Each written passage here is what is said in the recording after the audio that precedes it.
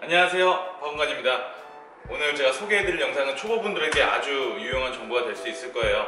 제가 예전에도 옛날에 저 처음 운전 20년 전쯤에 할 때 이제 다음이라는 사이트를 통해 가지고 운전하는 올바른 포지션에 대해서 저도 옛날에 익혀왔는데요. 그 포지션이 실제 지금 제가 운전할 때도 굉장히 많이 도움이 되고 있고, 지금 운전을 처음 시작하시는 분들한테도 물론 뭐 기존에 운전을 뭐 한 달 이상, 1년 이상, 3년 이상, 5년 이상 했던 분들이 갑자기 포지션을 바꾼다라는 거는 굉장히 어려울 거예요. 그래서 처음 이제 막 운전을 시작하시는 분들께 정말 좋은 정보가 될 수 있는 운전석, 시트 포지션, 그 다음에 스티어링 휠 포지션에 대해서 안내해 보도록 하겠습니다.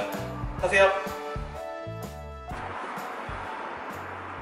네, 제가 지금 타고 있는 차량은 현대에서 이번에 굉장히 핫한 차량, 펠리쉐이드라고 하는 차량입니다.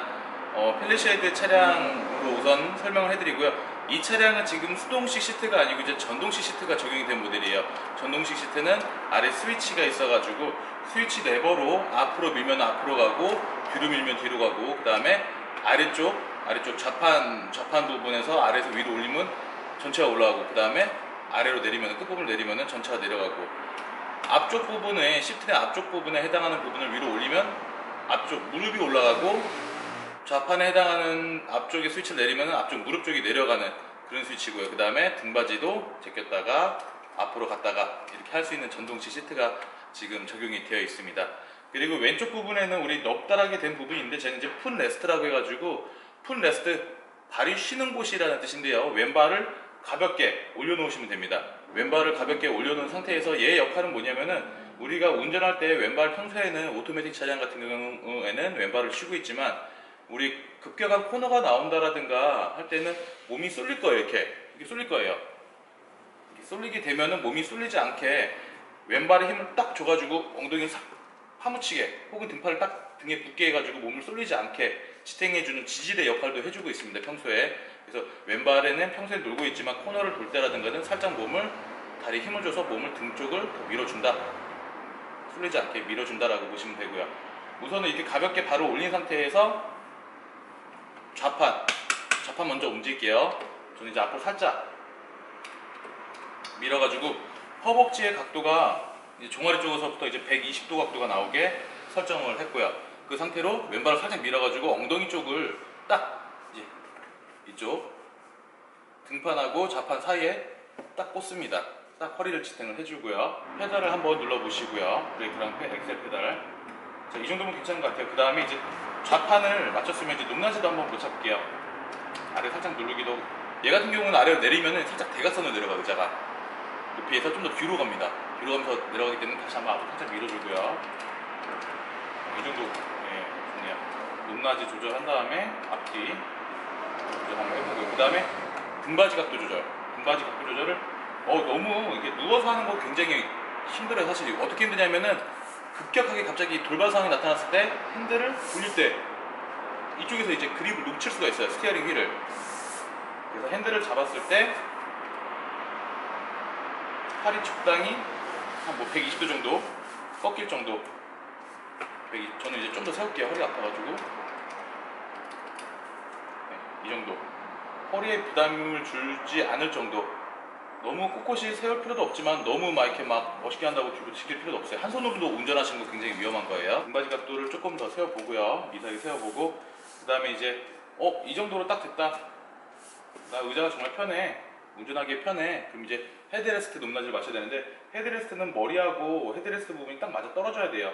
혹은 조금 더 높거나, 이거 낮게 설정하시면 안 돼요. 나중에 사고 났을 때 목이 뒤로 꺾일 수가 있기 때문에 헤드레스트는 꼭 머리 높이하고 똑같이 설정을 해주셔야 됩니다. 헤드레스트는 이제 뒤쪽에서 앞쪽으로 밀면 밀수록 앞으로 당겨지는 틸팅 조절이 다 되어 있고, 맨 앞으로 당겨서 또 놨을 때는 또 뒤로 또 물러나고요. 제 고객님 중에서는 어떤 분이 이거 높낮이를 높이 설정하시는 걸 모르시는 우리 어머니께서 다 이거 너무 낮아가지고 답답해, 그래서 방석을 3개나 깔고 앉으신 분도 계시더라고요. 그래서 전자식 시트는 앞뒤뿐만이 아니고 위아래로도 조절이 가능하다. 그리고 앞쪽 무릎도 조절이 가능하시고요. 등받이 각도는 당연하고요. 이렇게 알고 계시면 되고, 대부분 전동식 시트가 적용이 되면 뒤쪽에 동그란 스위치나 이제 길다란 스위치 하나 더 적용이 되는데, 얘 같은 경우는 럼보 서포터라고 해가지고 등짝에 있는 그 척추 받침대라고 보시면 돼요. 척추 받침대를 앞으로 밀고 뒤로 누르고, 저 같은 경우는 허리 좀 많이 안 좋아가지고 많이 앞으로 빼가지고 이게 허리 꼿꼿이 세우는 편이에요. 장거리 운행에도 굉장히 피로도가 덜해요. 네, 척추 받침대 꼭 장거리 운행할 때 꼭 한번 응용을 해보시고요. 그리고 이번에는 핸들 맞추는 거예요. 스티어링 휠이라고 많이들 얘기를 하고요. 스티어링 휠은 보통은 위아래 높낮이 조절 다 돼요. 보통 위아래밖에 안 된다고 생각하시는데 우리가 뭐 액센트 차량 그리고 이제 상용 차량을 제외하고는 대부분이 위아래 앞뒤까지도 다 조절이 가능하다고 보시면 돼요. 저같이 팔이 짧은 사람들은 대부분 앞으로 많이 당길 거고요. 우선은 여기 핸들 아래쪽에 보면 막대 바가 있어요. 막대바를 내리고 핸들을 이렇게 맞춰볼게요.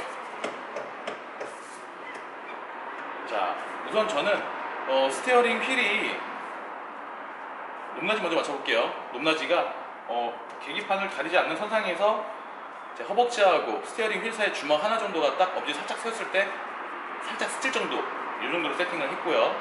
그 다음에 딱 핸들을 파지했을 때 반대편으로 핸들을 꼬았을 때도 그립력이 보존이 되어 있어야 돼요. 그립력을 어떻게 지속을 할 수 있는지는 얘를 당겨보고 위쪽에 12시 방향에 양쪽에 팔을 올려서 여기 우리 동맥이라고 하던가요? 아무튼 동맥이라고 하는 이 부분을 딱 어깨가 붙여져 있는 상태에서 12시에 각각 왼손 오른손 모두가 12시 부분에 딱 닿아 있으면 적당한 그립감을 유지할 수 있다고 보시면 되고요. 저 같은 경우 이 정도 살짝 더 빼보니까 이 정도 딱 좋네요. 어깨를 딱 붙인 상태에서 이 상태로 핸들을 고정을 시켰더니 핸들을 내가 긴박한 상황에서도 항상 바로바로 꺾을 수 있는 반대 방향으로 꺾어도 그립이 보존이 되는 상태가 유지가 되고요. 얘가 너무 멀면은 긴박한 상황에서 핸들을 놓칠 수가 있어요. 그립력이 떨어질 수가 있고 또 너무 가까이 이렇게 있다 보면은 핸들 돌릴 때 옆구리로 팔꿈치로 옆구리를 찍을 수 있기 때문에 어느 정도 스티어링 휠을 세팅해 주시면 좀 좋을 것 같아요. 그리고 제일 중요한 거는 이게 중요한 게 아니에요. 지금까지는 사실 얘는 제가 말씀드리고 싶었던 거의 20%고요. 제일 중요한 80% 지금입니다. 뭐냐면은 제일 중요한 거 진짜 중요한 거 시트 포지션을 맞췄으면 그 다음에는 꼭 안전벨트를 매셔야 됩니다. 우리 사실 에어백이 몇 개냐 에어백이 몇 세대냐가 중요한 게 아니에요. 안전벨트만 매면 에어백이 없어도 충분히 사망사고가 일어나지 않을 수가 있습니다. 꼭 안전벨트 명심하시고요. 자, 이것으로 초보자분들을 위한 시트 포지션 그 다음에 스티어링 휠 포지션에 대해서 안내를 해드렸고요. 영상이 정말 마음에 들고 도움이 됐다 싶으면 아래 구독과 좋아요는 채널 운영에 큰 힘이 됩니다. 감사합니다.